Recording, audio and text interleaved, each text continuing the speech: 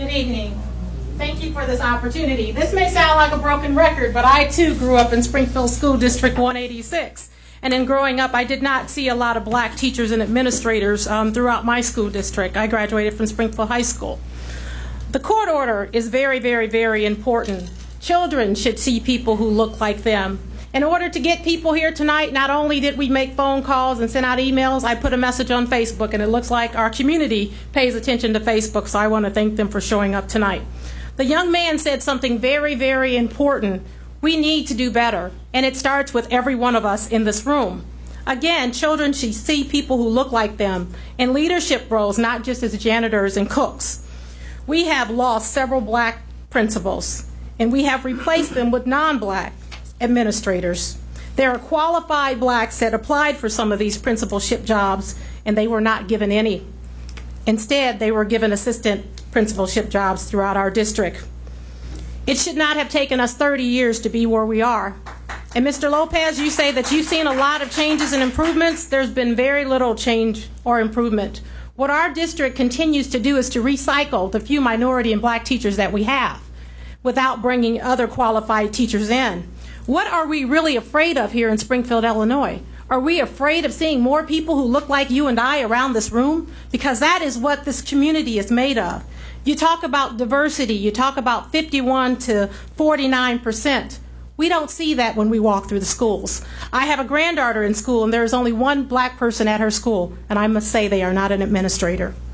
This is a court mandated. We have to do more. We have to be able to meet the reasonable standards set forth by the court from the consent decree.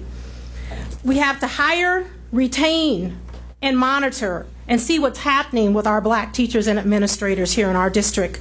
The school board, you all are elected, and you all need to be educated and trained about the consent decree. You make a promise to say that we're going to do better and we're going to make changes. We haven't seen any changes in 30 years. It's time to do something different.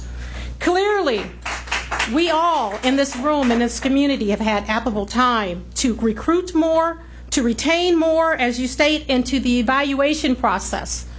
I have teachers to call me on a regular basis to say, I don't know what I'm doing wrong. I was recruited here. I don't know anybody in Springfield. The NAACP, the Urban League, the black churches, the sororities, the fraternities, the Eastern Stars, the Masons. We reach out to our community and say, hey, we're here if you need us. What is the problem? But oftentimes when they come to us, it's a little too late. They've already been riffed. And then they sit around and wait for the next school year to start. It's August, it's September, and they still haven't been reappointed or reassigned. So that's where we're losing a lot of these black teachers that we're supposedly recruiting.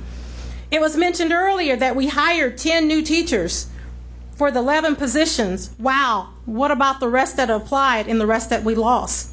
We have to do more in Springfield, and we're going to hold this school board more accountable.